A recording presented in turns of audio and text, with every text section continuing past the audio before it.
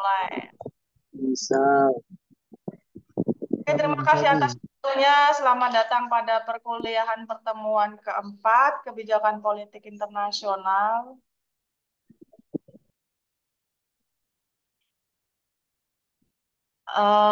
Jadi harapannya adalah kalian memahami unit analisis dan unit eksplanasi.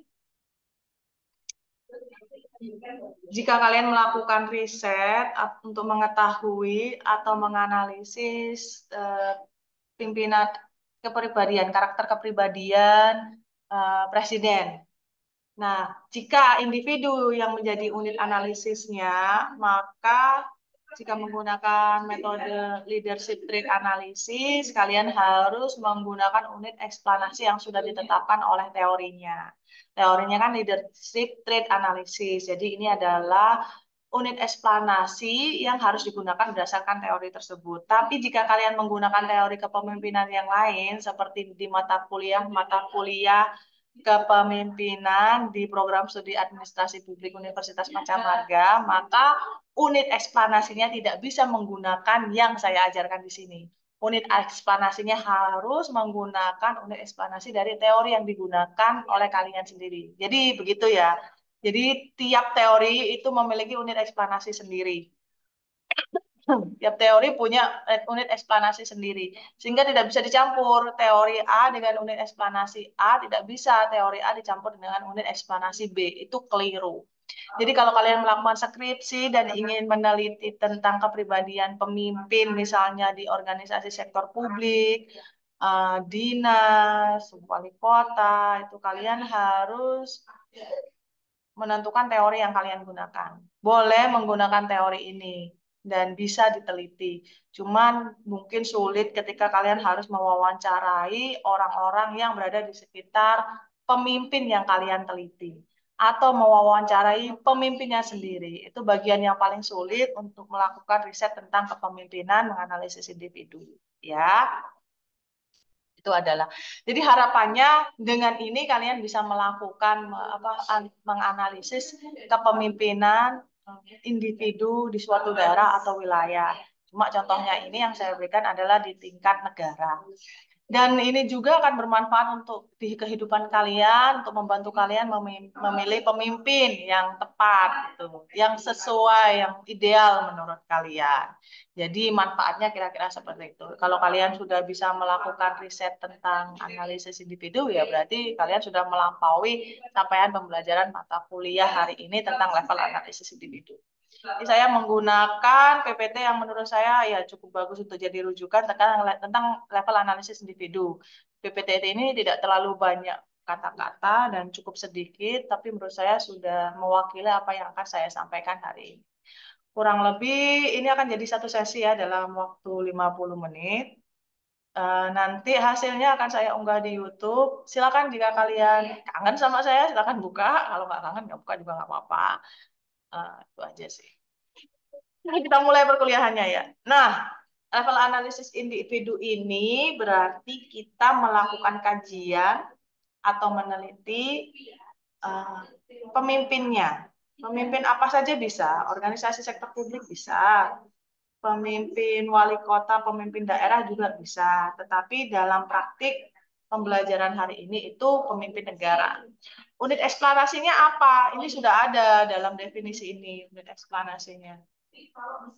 Unit eksplanasinya adalah unit eksplanasinya adalah pilihan-pilihan, choices, pilihan-pilihan. Pilihan-pilihan yang dimiliki sebelum kalian mengambil keputusan. Sebelum pemimpin itu mengambil keputusan. Jadi kalau kalian anggap saja kebijakan adalah suatu putusan. Kebijakan adalah satu putusan yang diambil dari sejumlah banyak pilihan-pilihan atau putusan-putusan. Jadi yang menjadi unit eksplanasinya adalah pilihan apa yang kalian miliki. Kalau di sini berarti pilihan yang dimiliki oleh pembuat keputusan. Jadi unit eksplanasinya yang pertama adalah pilihan-pilihan. Pilihan-pilihan yang dimiliki pembuat keputusan. Terus apalagi kepribadian, motivasi, apa yang diyakini, dan karakter. Ini adalah unit bisa nulis di sini. Cuma enak pakai iPad ya. Unit eksplanasi. Oke, sederhananya seperti itu ya. Nah, semoga cukup jelas. Jadi yang dijadikan penjelasan untuk menganalisis kebijakan yang diambil oleh seorang pemimpin adalah pilihan yang dimiliki, kepribadiannya, motivasinya, apa yang dia yakini, dan karakternya. Ya, itu. Oke, lanjut. Kita lanjut. Nah, gimana nggak bisa? Unit eksplanasi kepribadian atau karakter dapat dikenali dengan proses kognisi. Kognisi itu apa? Berpikir.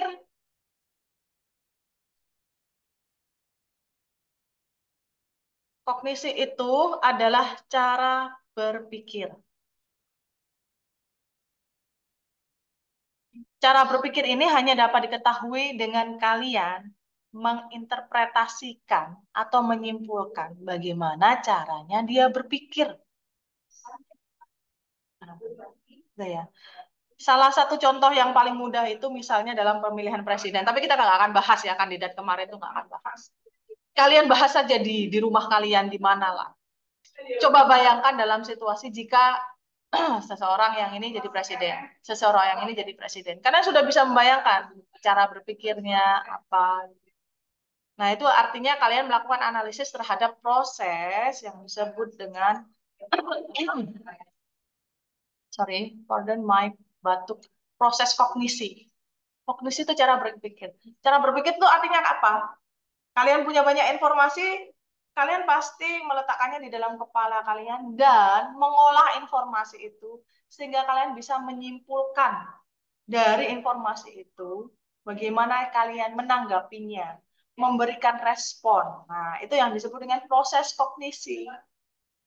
Ketika saya aja dalam mata kuliah ini, kalian itu pasti mikir dong, maksudnya brand itu seperti apa ya? Oh, seperti ini dong. Nah, seperti ini ternyata. Itu namanya proses kognisi. Artinya bagaimana individu memproses segala informasi yang ia terima sehingga dapat menyusun dan mempertimbangkan dan mengambil putusan sendiri. Seperti itu. Ya. Ya, proses kognisi ini adalah unit eksplanasi juga. Misalnya, ada kan seseorang yang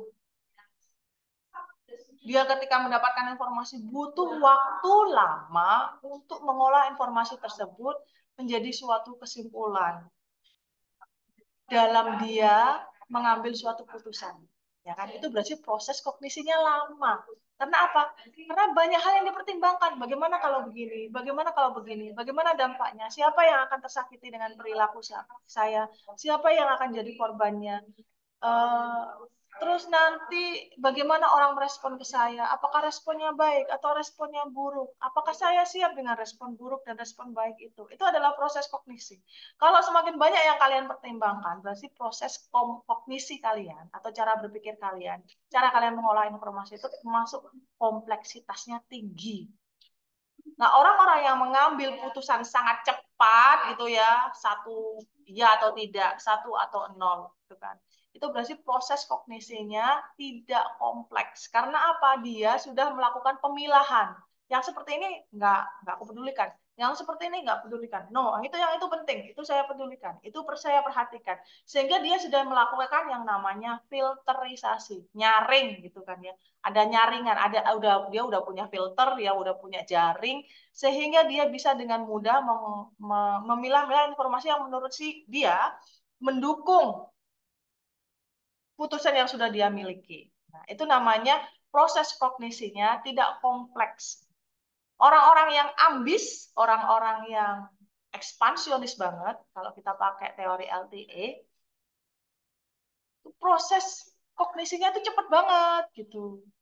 Ya ada dampak buruknya. Dampak buruknya adalah kadang dia terlalu mungkin mementingkan diri sendiri atau dia tidak tidak memperhatikan kepentingan yang lain atau dia mengabaikan yang ini. Nah, itu adalah proses aja. Waduh, tinggal berapa menit ini? Belum selesai ini, nanti ada sesi kedua ya. Saya udah diingatkan sama Zoom untuk apa sih namanya? Untuk nggak tahu. Oh, tinggal 10 menit. Nah, unit eksplanasi yang lain adalah mempelajari latar belakangnya pemimpinnya. Sama seperti kalian mungkin ya mempelajari latar belakang saya. Kalian kemudian punya dugaan, Bu Reni orangnya seperti ini. Bu Reni banyak ikut pelatihan, misalnya pelatihan IT ini, makanya Bu Reni seperti ini. Itu artinya kalian melakukan observasi terhadap pengalaman yang sudah saya dapat. Misalnya mungkin pembelajaran dari saya lulusan mana, saya lulusan universitas mana, saya bisa apa, keterampilan apa aja yang sudah saya miliki, saya bisa IT dari mana, itu namanya kalian melakukan yang pertama ini. Kalian melakukan observasi.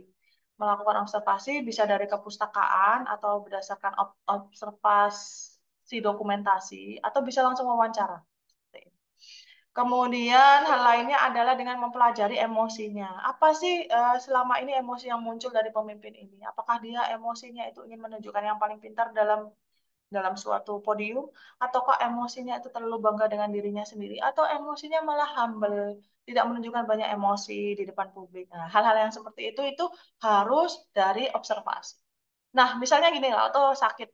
Sakit itu sangat mempengaruhi orang dalam mengambil putusan loh. Misalnya kalau kalian lagi sakit-sakitnya nih, lagi sakit banget, kemudian sama teman kalian diajak, buka bersama yuk. Mikir dikit itu pusing nggak sih? Kalau saya pasti pusing, kayak jangan tanya lah, aku mau istirahat dulu. Nah, itu artinya kadang sakit itu mempengaruhi cara berpikir orang. Kadang kemudian orang tidak rasional, kemudian tidak pengen pusing dulu atau yang lainnya. Jadi tergantung apakah pemimpinnya itu lagi sakit atau enggak. Karena itu kayak misalnya terjadi yang tahun kita dipimpin oleh Presiden Soekarno itu kan dia lagi sakit pas negara lagi genting-gentingnya lagi krisis. Makanya kenapa kemudian banyak penyusup itu akan datang ketika presidennya sedih lagi sakit. Nah, itu pasti. Karena nanti presidennya tidak akan bekerja dengan maksimal. Nah, ini stereotip prasangka, husnudon. Husnudon mah baik. Ada dugaan-dugaan, bias gitu kan. Oh, saya nggak suka lah sama pemimpin. Ya, bias itu kan gini ya, kayak kalian ngefans sama mana, grup grup boy band mana, kemudian melalui bias kalian itu kalian menganggap boyband yang lainnya tidak terlalu pintar. Kalian hanya menganggap boyband ini aja yang paling pintar dan segala-galanya itu bias. Itu praduga. Praduga itu juga mempengaruhi proses kognisi. Banyak praduga ini contohnya. Kalau trauma juga mempengaruhi proses kognisi. Jadi ini adalah hal-hal yang mempengaruhi kepribadian seseorang. Yang terakhir adalah motivasi. Motivasi ini soal kamu ambis di bagian mana gitu.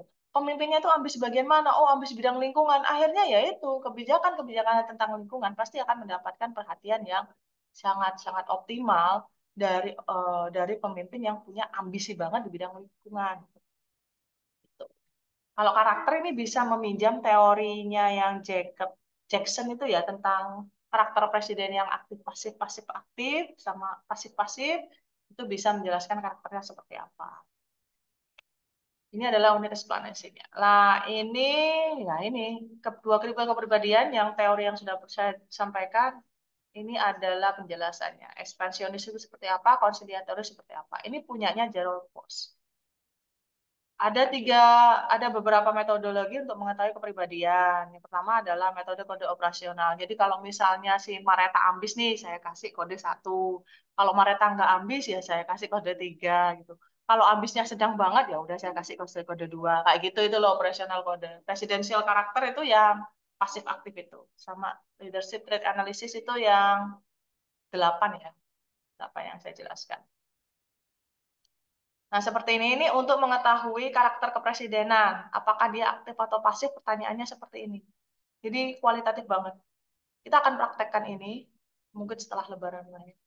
Setidaknya kalian tahu lah. Nah, seperti ini contohnya. Ini kebanyakan di Amerika ya. Kalau di Indonesia belum.